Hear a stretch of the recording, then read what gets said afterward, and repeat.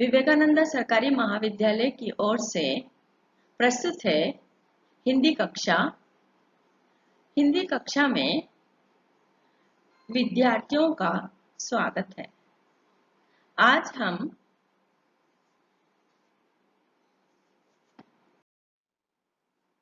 BA, BSc, BCom, BBA द्वितीय वर्ष तृतीय सेमेस्टर के विद्यार्थियों के लिए पाठ पढ़ेंगे बाल लीला।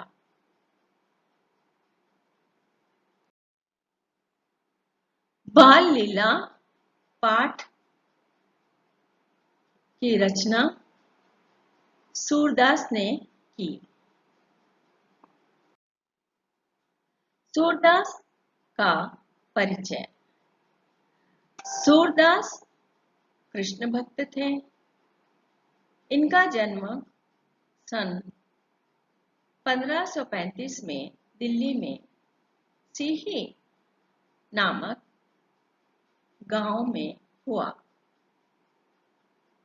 सूरदास की 3 प्रसिद्ध रचनाएं हैं। सूरसागर, सूरसारावली, साहित्य लहरी।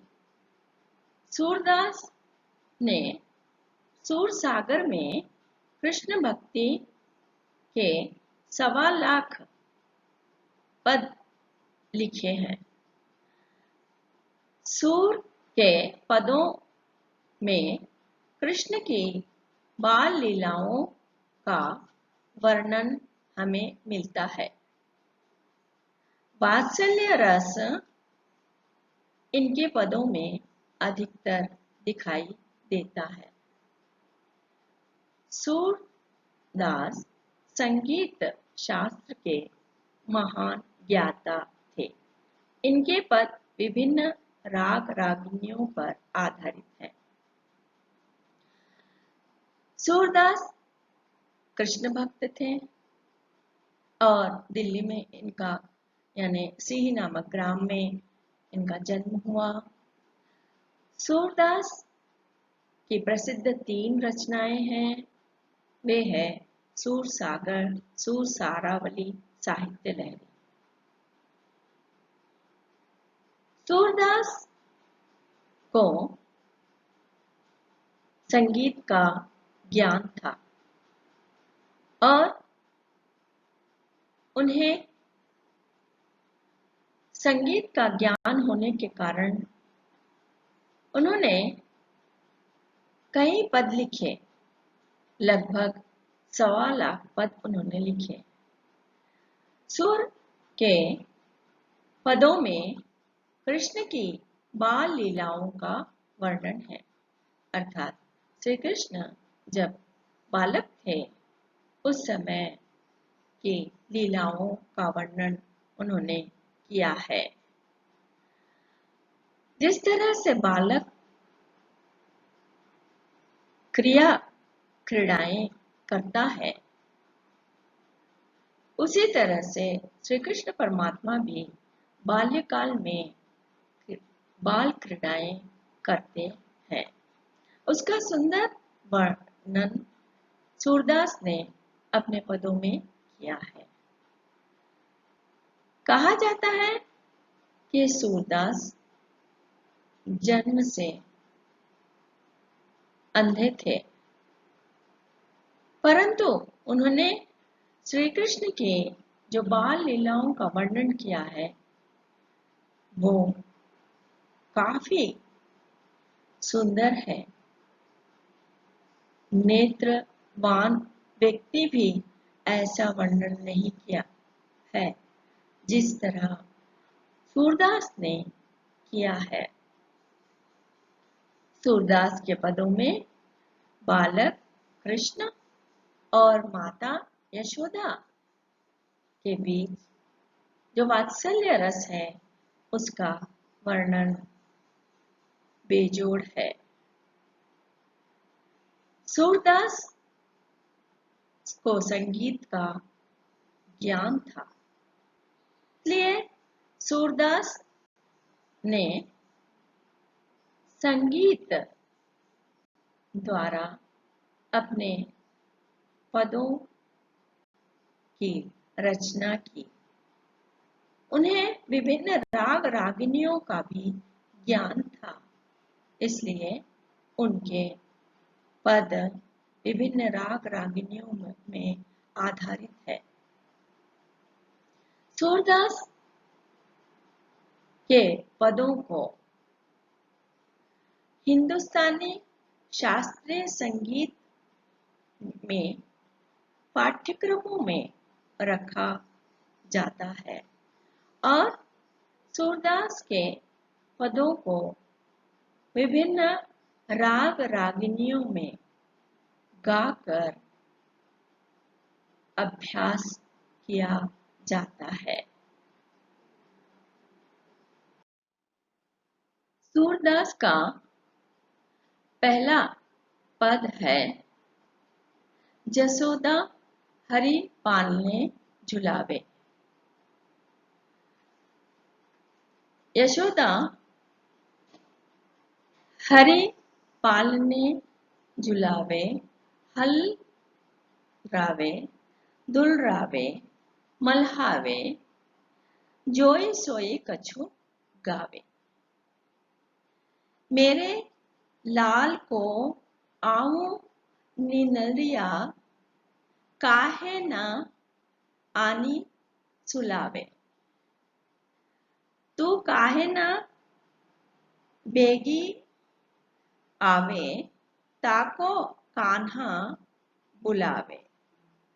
कबहु पलक हरि मूंद लेत, कबहु अधर फरकाए। सोवत जानी मौन है, कह रही करी करी सैन बतावे। यही अंतर आकुलाई उठे हरि, जसुमती मधुर गावे। जो सुख सूर अमर मुनि दुर्लभ, सो नंद भामिनी पावे। सूरदास का ये पहला पद है।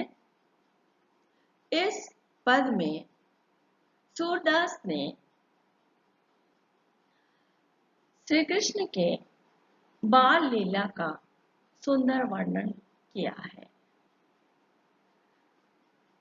श्री कृष्ण बालक है और वे झूले में झूल रहे हैं। इस पद में यशोदा श्री कृष्ण को सुलाने का प्रयास कर रही है। यशोदा बालक श्री कृष्ण को झूले में झुलाकर दुलार करती है और करती हुई लोरी गाती है, जैसे हम अक्सर छोटे बच्चों को झूले में सुलाकर लोरी गाते हैं। आजा निंदरिया आजा कहकर। ठीक उसी तरह यशोदा भी बालक श्री कृष्ण को झूले में सुलाने का प्रयास कर रही है। वह नींद से पूछती है, कहती है कि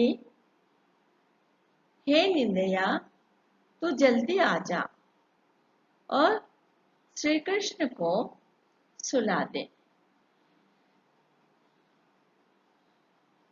मेरे लाल को सुला दो, क्योंकि तू जल्दी आ जा, कान्हा तुझे बुला रहा है। श्री कृष्ण मां यशोदा की लोरी का यानी आनंद उठा रहे हैं और नींद लेने का प्रयास भी कर रहे हैं। तब वे कभी पलक बंद करते हैं तो कभी होंठ हिलाते हैं। यशोदा और श्री कृष्ण के बीच ये वात्सल्य वर्णन है।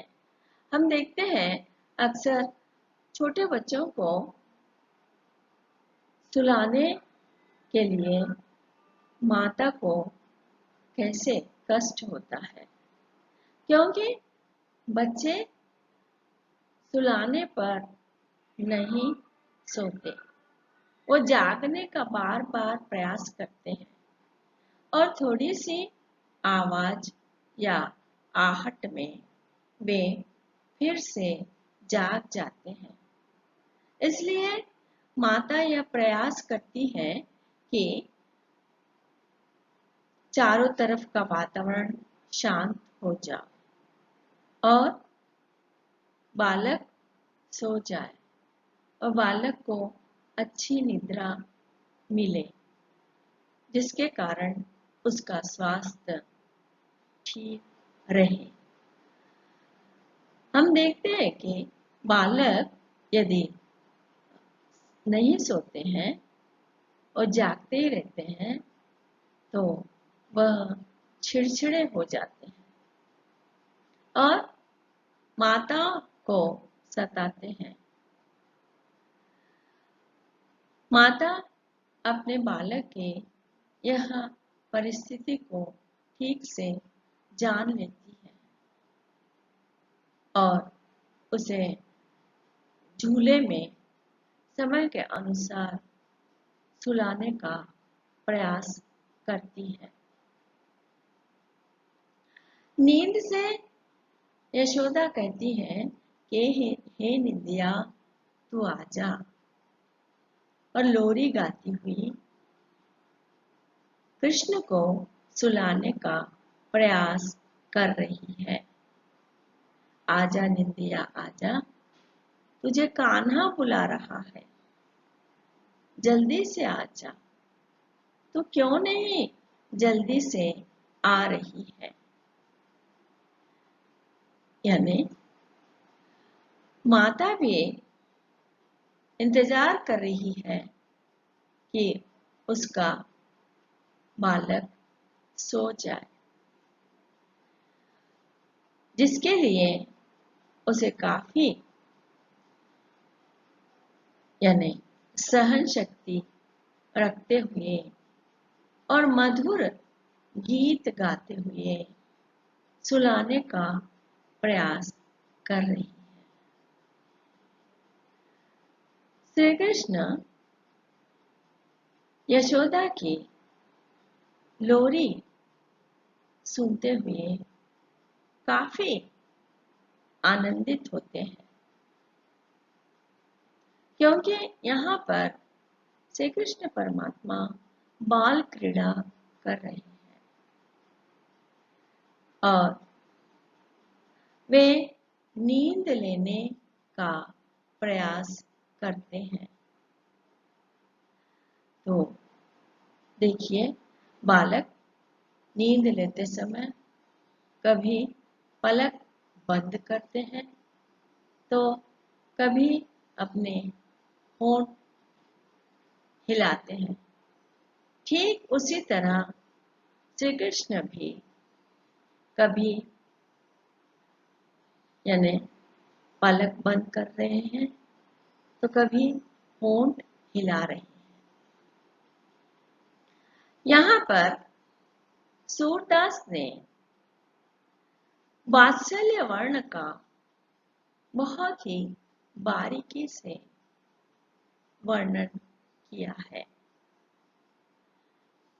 जिस तरह माताएं अपने बालक को झूले में सुलाकर लोरी गाती हुई सुलाने का प्रयास करती है।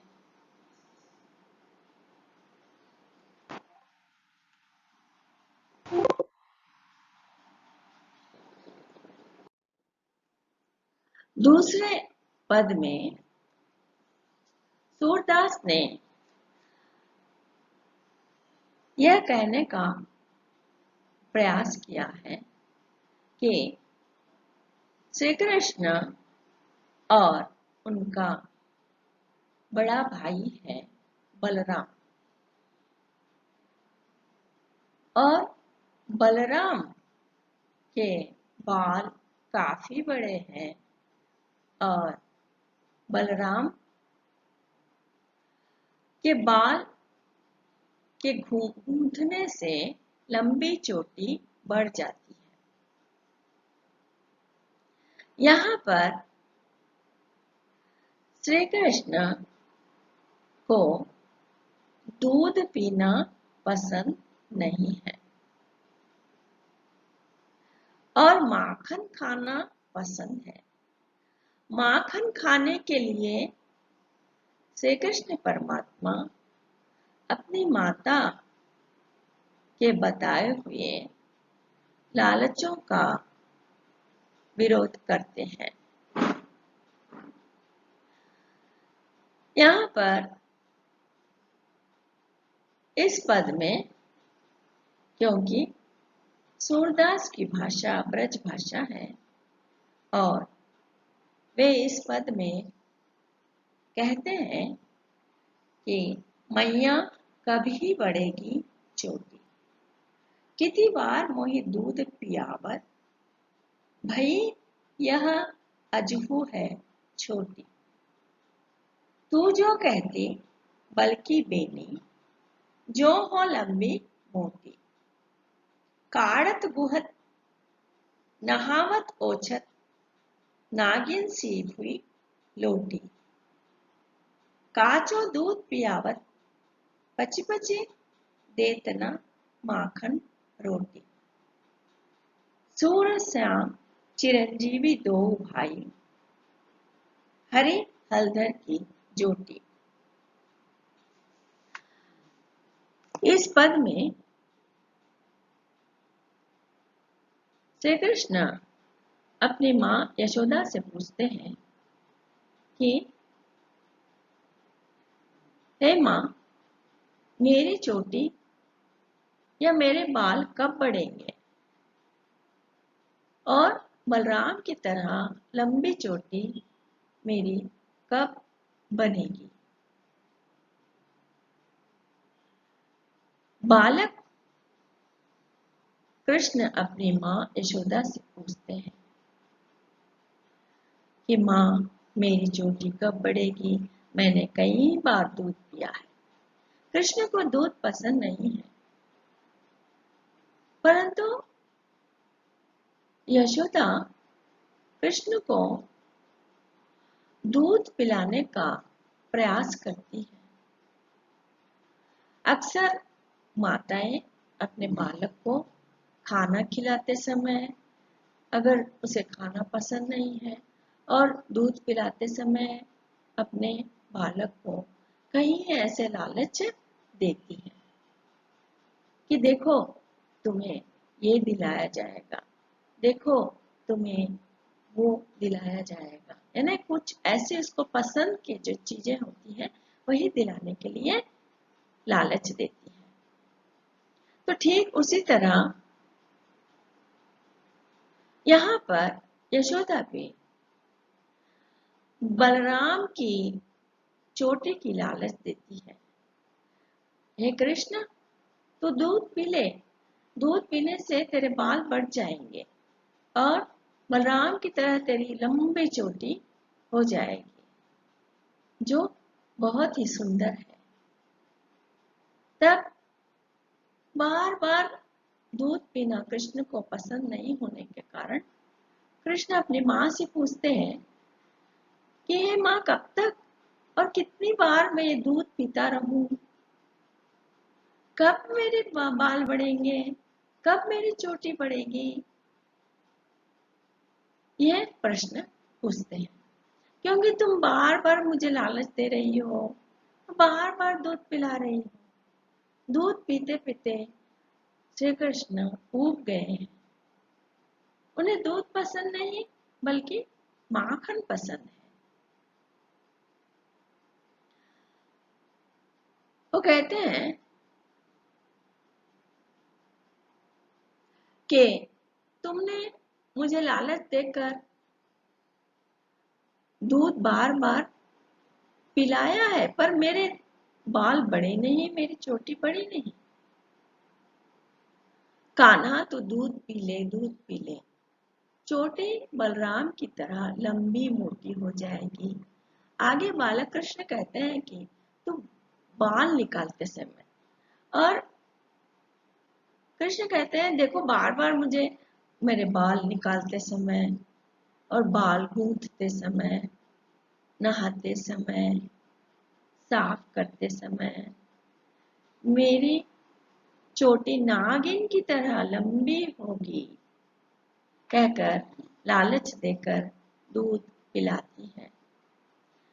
बाल निकालते समय यानी बालों को खोलते समय और बालों को साफ करके फिर गूंथते समय, क्योंकि बच्चे पसंद नहीं करते, बालक उनको कष्ट होता है बाल साफ करते समय और बाल गूंथते समय, इसलिए वो बाल छूने भी नहीं देते। माताएं बालकों को पकड़कर बाल साफ करती हैं और लालच देकर गूंथती है। नहाते समय यानी बाल साफ यानी धोते समय भी और बाल साफ करते समय तो बार बार मुझे कहती हैं कि तेरे मेरे बाल नागिन की तरह यानी नाग की तरह लंबे हो जाएंगे, कहकर लालच देकर दूध पिलाती है। मुझे दूध पीना पसंद नहीं है, हे माँ क्यों तुम बार बार मुझे दूध पिलाती हो? क्यों नहीं तुम मुझे माखन देती हो? माखन रोटी देने से मैं माखन रोटी खाऊंगा तो मेरे बाल बढ़ेंगे और बलराम की चोटी की तरह लंबी हो जाएंगे।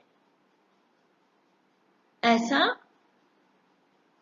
कृष्ण यशोदा से कहते हैं।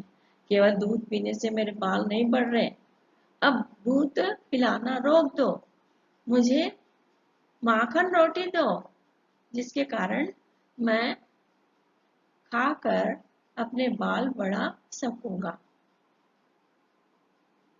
इस तरह वे अपनी मां से माखन खाने का उपाय ढूंढ लेते हैं। बालक की जोड़ी अर्थात सूरदास कहते हैं कि इस तरह श्री कृष्ण और बलराम की जोड़ी सदा के लिए ऐसी ही बनी रहे, ऐसा आशीर्वाद देते हैं।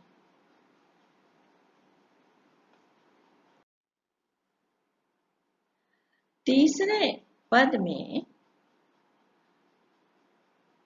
सूरदास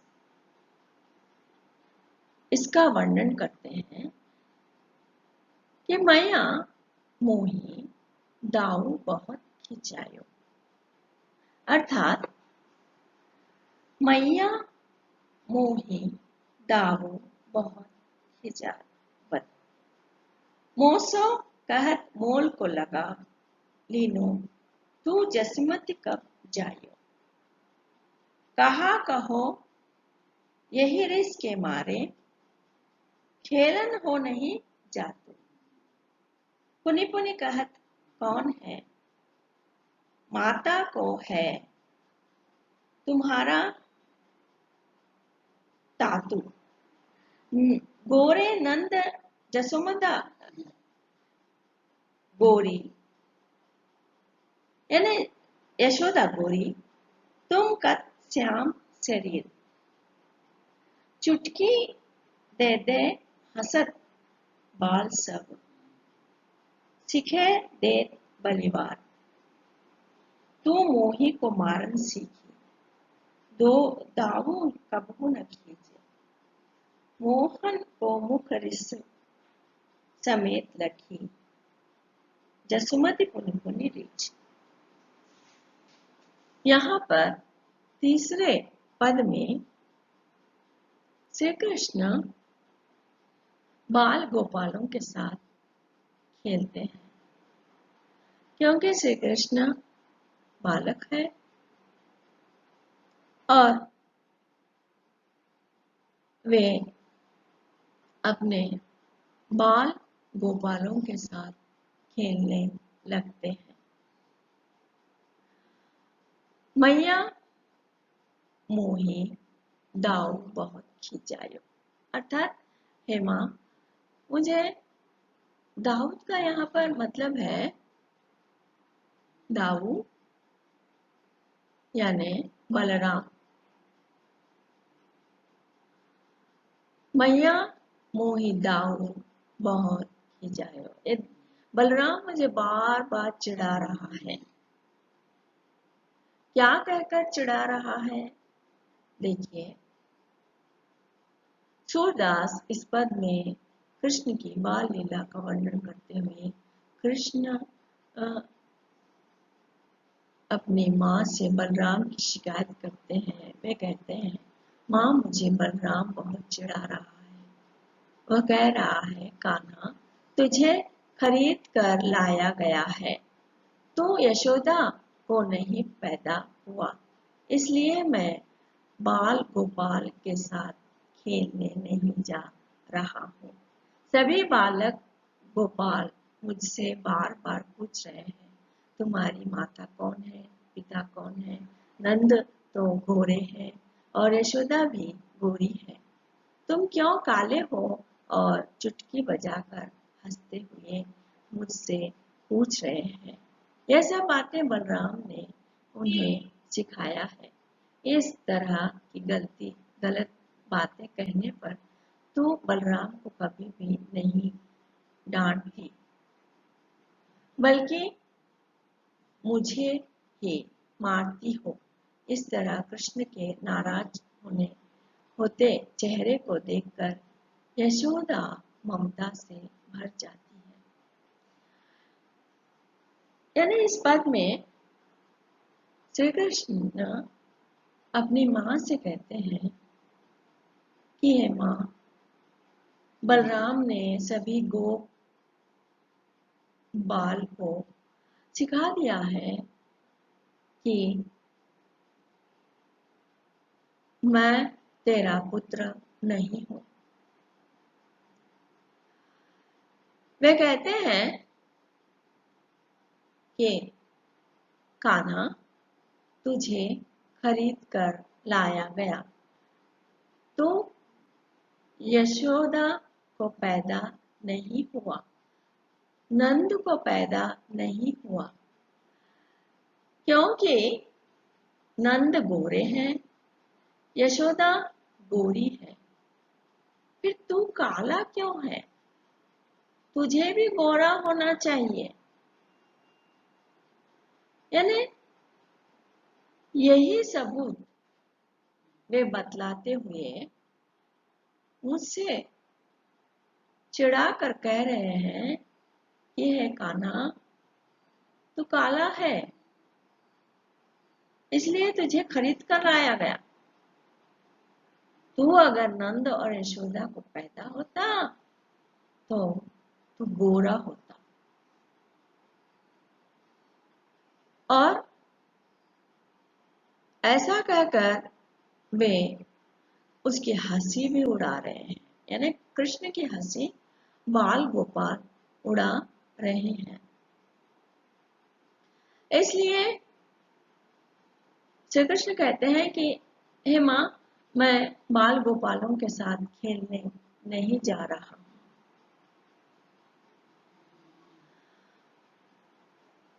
वे मुझसे पूछ रहे हैं कि आखिर तुम्हारी माता कौन है, तुम्हारे पिता कौन है? वो कहते हैं कि बलराम ने ही ऐसे सिखाया है। इस तरह के गलत बातें कहने पर तो बलराम को कभी भी नहीं डांटती।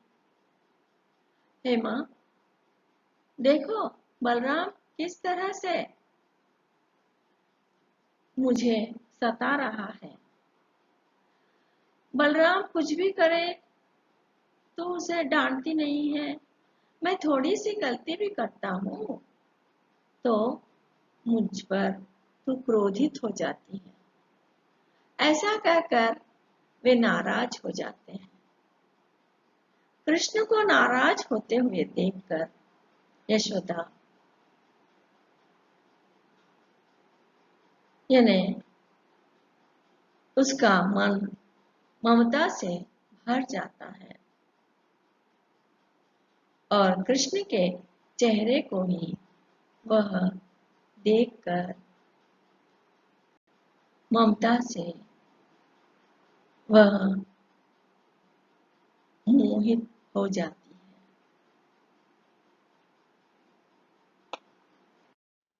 सूरदास की बाल लीलाओं का अगर हम निष्कर्ष रूप में वर्णन करते हैं तो सूरदास का श्रेष्ठ स्थान है। हिंदी साहित्य का इतिहास हम अगर पढ़ें तो हम ये पाते हैं कि हिंदी साहित्य को 4 भागों में विभाजित किया गया है। वीरगाथा काल और भक्ति काल, रीति काल, आधुनिक काल। भक्ति काल के अंतर्गत सूरदास आते हैं। हिंदी साहित्य में निर्गुण शाखा के संत और भक्त, सगुण शाखा निर्गुण के अंतर्गत कबीरदास का स्थान श्रेष्ठ है। ईश्वर की उपासना, निर्गुण ब्रह्म की उपासना, यानी कबीर ने अपने राम को अनंत माना, निर्गुण माना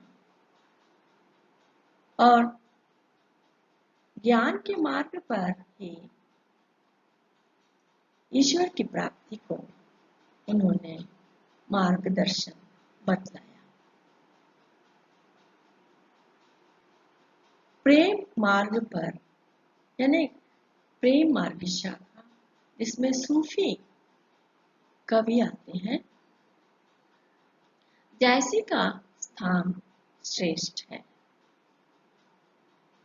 जैसी प्रेम मार्ग पर चलकर ईश्वर की प्राप्ति बतलाया है। हम देखते हैं कि सगुण काव्य धारा, सगुण काव्य यानी ईश्वर को मूर्ति रूप में देखना। सगुण के अंतर्गत राम भक्त और कृष्ण भक्त आते हैं। राम भक्त में सबसे पहले तुलसीदास का नाम लिया जाता है, जिन्होंने रामचरितमानस जैसे महाकाव्य की रचना की। तो कृष्ण भक्ति में सूरदास मुख्य रूप से आते हैं। सूरदास ने श्री कृष्ण के बाल लीलाओं का वर्णन किया है। सूरदास के पदों का आधार श्रीमद् भागवत है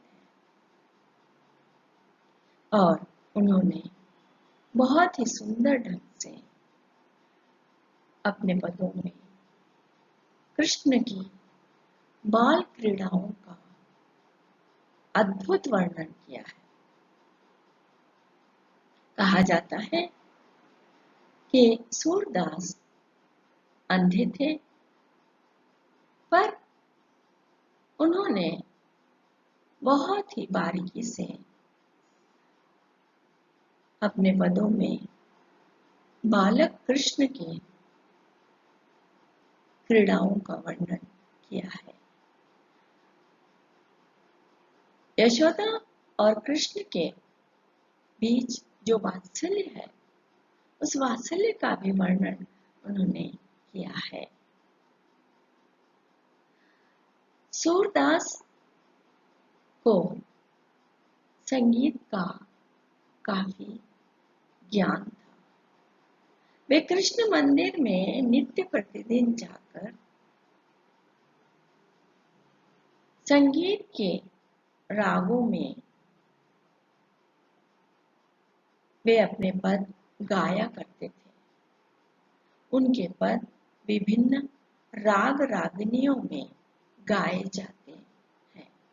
इसलिए आज भी संगीत यानी हिंदुस्तानी संगीत के पाठ्यक्रम में कबीर के दोहे, कबीर के पद,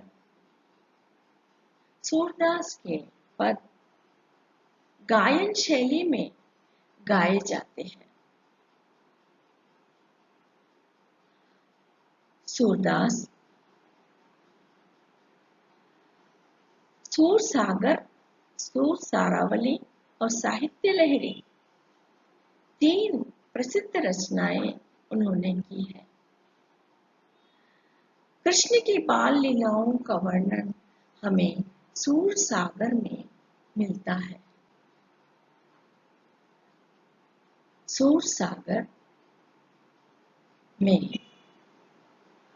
जो पद रचे गए हैं वे बेजोड़ है। सूरदास यानी उस समय के जो भक्त थे, संत थे, केवल ईश्वर की उपासना, ईश्वर की भक्ति में ही लीन हो जाते थे। वे काफी ज्ञानी थे और उनमें सृजन शक्ति अधिक थी और वे आगे के आने वाले यानी जो भी समस्याएं आदि है उसका भी वर्णन करते थे। यहाँ पर कृष्ण के बाल लीलाओं द्वारा समाज में बालक की क्रीड़ाएं कितनी सुंदर होती है, इसका वर्णन सूरदास ने किया है। माताएं अपने पुत्र को लेकर कितनी प्रसन्न होती है, अधिक प्रसन्न होती है, अपने लाल को लाड़ करती है, प्रेम करती है, अपने लाल को राजा कहती है। माता के जो वात्सल्य प्रेम है और वात्सल्य प्रेम बालक के साथ बहुत ही सुंदर ढंग से प्रस्तुति की जाती है। हम देखते हैं कि बालक किस तरह से अपने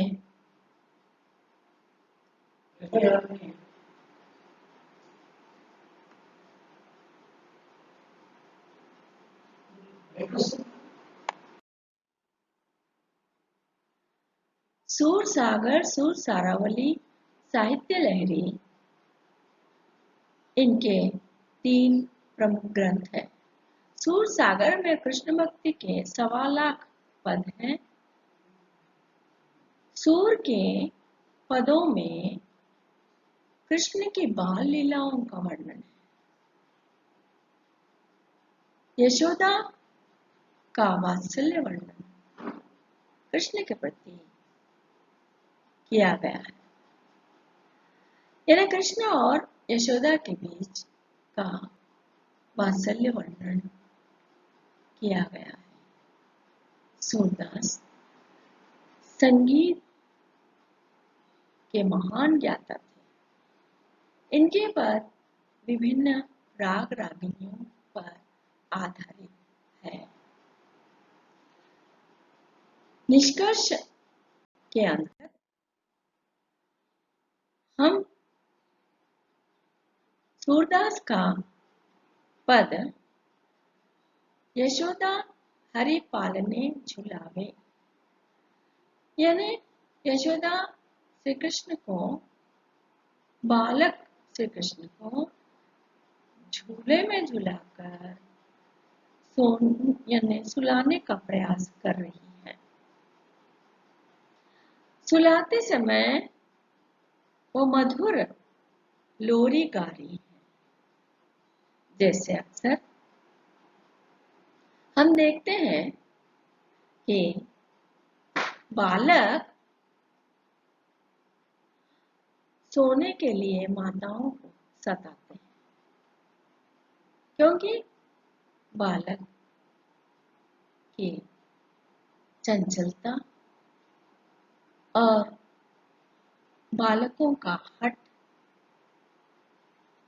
आदि करने के कारण बालकों को सुलाने का कार्य कठिन होता है। माताओं को काफी सहन शक्ति रखना पड़ता है। बालक श्री कृष्ण को भी यशोदा झूले में सुलाने का प्रयास कर रही है और नींद को बुला रही है।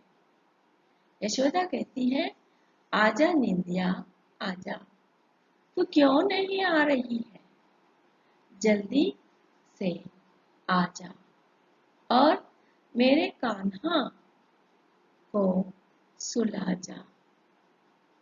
कान्हा तुझे बुला रहा है। यशोदा इस तरह से लोरी में गाती हुई कह रही है और श्री कृष्ण भी अपनी माँ की लोरी का आनंद उठाते हुए बहुत ही मधुर ढंग से नींद लेने का प्रयास कर रहे हैं। और श्री कृष्ण साधारण बालक की तरह वो प्रयास कर रहे हैं। कभी वे नींद लेते हुए अपने पलकें बंद कर रहे हैं, तो कभी अपने होंठ हिला रहे हैं। जिस तरह साधारण बालक ऐसा ही करता है। सूरदास ने, देखिए, सूरदास जन्मांध थे या बाद में अंधे हुए, इसके बारे में भी विद्वानों में मतभेद है, पर सूरदास अंधे थे। उनके इन पदों को देखने से ये पता चलता है कि जिसके नेत्र है वे भी इतनी बारीकी से और इतने सुंदर ढंग से माता और बालक के बीच में जो वात्सल्य है, जो ममता है, जो प्रेम है, उसका वर्णन करना अत्यंत कठिन है। परंतु सूरदास नेत्रहीन होते हुए सुंदर ढंग से इन्होंने वर्णन किया है।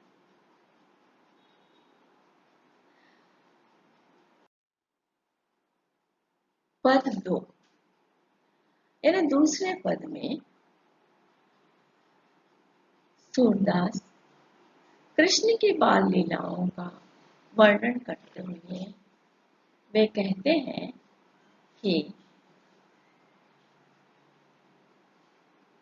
मैया मेरी चोटी कब बढ़ेगी? मैया कभी ही बढ़ेगी चोटी। श्री कृष्ण को दूध पीना पसंद नहीं है। वो माखन रोटी खाना अधिक पसंद करते हैं। देखिए कि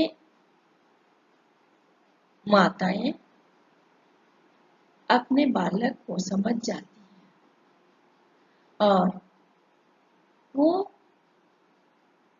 जो पसंद नहीं करता फिर भी उसे खिलाना पड़ता है या पिलाना पड़ता है। जैसे बहुत से बालक दूध पीना पसंद नहीं करते हैं और अपनी माताओं से कहते हैं कि नहीं पीऊंगा और वे रोने लगते हैं, हट करने लगते हैं, जिद करने लगते हैं, कहते हैं कि नहीं पीऊंगा। तब माताएं कई लालच देकर अपने पुत्र को दूध पिलाने का प्रयास करती है। ठीक उसी तरह यशोदा भी कृष्ण को दूध पसंद नहीं है, फिर भी प्रयास कर रही है दूध पिलाने का, उसे अनेक लालच दे रही है और उसमें यह लालच है कि कृष्ण के बाल बहुत छोटे हैं, बलराम के बाल बहुत बड़े हैं। कृष्ण के बाल छोटे रहने के कारण यशोदा कहती है कान्हा दूध पी ले, जिससे तेरे बाल बढ़ जाएंगे। तू दूध अगर नहीं पिएगा तो तेरे बाल बलराम की तरह लंबे नहीं होंगे, लंबी चोटी भी नहीं होगी। तब कृष्ण बलराम के बाल और चोटी को देखकर वो आकर्षित हो जाते हैं और यशोदा बार बार कृष्ण से कहकर बाल बढ़ने की लालच देकर दूध पिलाती है। कृष्ण दूध पीकर वे काफी ऊब जाते हैं और एक दिन अपनी माता से कहते हैं कि हे माँ, मेरी चोटी कब बढ़ेगी? मैंने कई बार दूध पिया है, फिर भी मेरे बाल नहीं बढ़ रहे हैं और चोटी भी नहीं बढ़ रही है। तो कहती है कान्हा दूध पी ले, दूध पीने से तेरी चोटी बलराम की तरह लंबी और मोटी हो जाएगी। आगे बालक कृष्ण कहते हैं कि तू बालक निकालते, गूंथते, नहाते, साफ करते समय मेरी चोटी नागिन की तरह लंबी होगी कहकर लालच देकर दूध पिलाती है। मुझे दूध पसंद नहीं है, क्यों तो बार बार दूध पिलाती है? मुझे माखन रोटी क्यों नहीं देती? सूरदास कहते हैं कि इस तरह कृष्ण और बलराम की जोड़ी सदा के लिए बनी रहना चाहिए। ऐसा कहकर सूरदास कृष्ण और बलराम को आशीर्वाद देते हैं। पद 3 के अंतर्गत अर्थात तीसरे पद के अंतर्गत श्री कृष्ण बलराम की शिकायत यशोदा से करते हैं। वे कहते हैं कि बलराम मुझे बहुत चिढ़ा रहा है।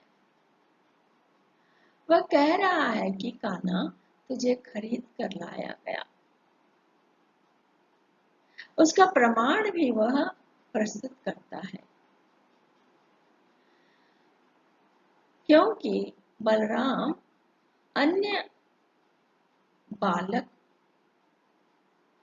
ने यानी बाल गोपालों को सिखा देता है कि कृष्ण को चिढ़ाओ। किस तरह चिढ़ाना है? खेलते समय कि कृष्ण तू यशोदा का पुत्र नहीं है, तू नंद का पुत्र नहीं है। सभी बालक ऐसा कहकर चुटकियां लेकर हंसते हैं और कृष्ण को सताते हैं। वो कहते हैं कि तो नंद और कृष्ण को पैदा ही नहीं हुआ, क्योंकि नंद गोरे हैं, यशोदा गोरी है। अगर तो नंद और यशोदा को पैदा हुआ होता तो तू भी गोरा होता। तू काला है, इसलिए तू नंद और यशोदा को पैदा नहीं हुआ। तब कृष्ण को काफी गुस्सा आता है और कृष्ण से वे ये भी पूछने लगते हैं, बताओ बताओ, आखिर तुम्हारी माता कौन है, तुम्हारे पिता कौन है? तुम्हारी माता कौन है और पिता कौन है? तब श्री कृष्ण परेशान हो जाते हैं। कृष्ण कहते हैं कि माँ, ये सब बातें बलराम ने ही सिखाई है उन बाल गोपालों को।